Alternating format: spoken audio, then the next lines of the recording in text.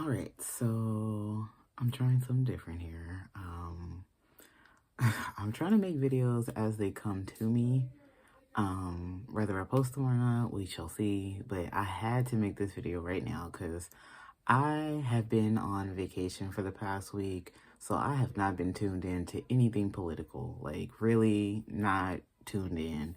I knew Trump was going to be a shit show, and I just wanted to at least get myself, my mind, my heart, together before I do my deep dive into what's going on. But one thing I do notice that is going on right now is the rollback that a lot of companies are doing about their DEI initiatives, which we know for a fact they were only doing in response to a political moment.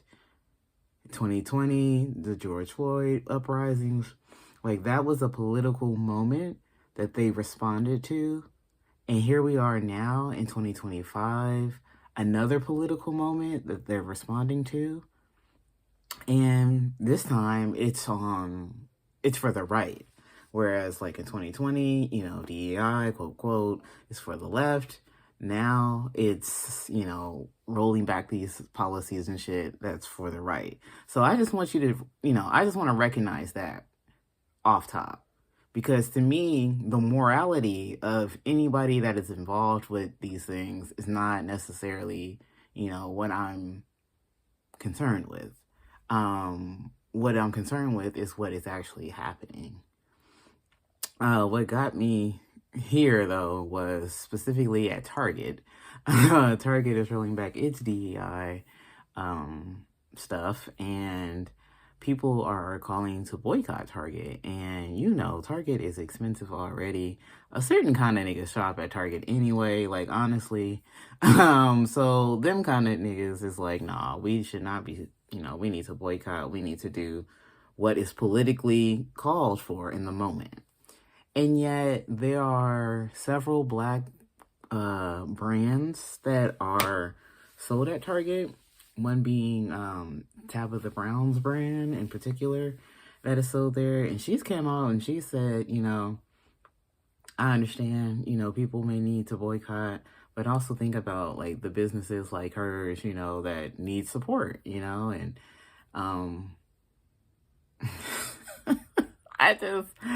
no, don't get me wrong. Like sis is right. She do need support. But at the same time, like it is another political moment. You were only in your spot now at Target because of a political moment. And so now at another political moment is calling for something and you're like, no, but what about me? What about my, what I represent? And that's the thing. That's the thing that's done us in on the left is our constant need for identity politics or identity to just be like the main thing that we care about. And I'm here to say, I do not care. I don't care. Now, me saying that I don't care does not mean that I do not have pride in my identities, in my multiple identities. It does not take away from my multiple identities, but it also is not a factor that I want. I don't want someone's identity to be the question versus the moral question, the political moment that's happening. And I'm sorry, Tabitha Brown, you're in the moment, you're in the moment and you're in the spotlight. And people, I'm glad when things like this happen because people are now forced to see that we're not all on the same side. We always be like, Black people, we're not a monolith. And we're really not a monolith. And now we're seeing, like, some of us don't care about, identity and DEI and, making corporations and governments do what we think, they should do for people of our identity. At the same time, people also are not lying about being discriminated against, are not lying about being, opportunities being withheld because of said identity. So this is America, unfortunately. Like we can't, it's both and. It's both and. It's not either or. It's not right, left. It's both and. And I think right now the moment is calling for people, at least, I want to try to connect with people who understand that both and. I'm not saying that we have to have perfect alignment. We have to have 100% alignment. But I don't want to get too tied down into small differences when the overall is like what is best for humans. You know, if the society we want to live in is one that supports human life, one that supports, you know, a balance between human life and environmental friendly, and, you know, advocating for the environment, we need to, our politics, our everything needs to reflect that.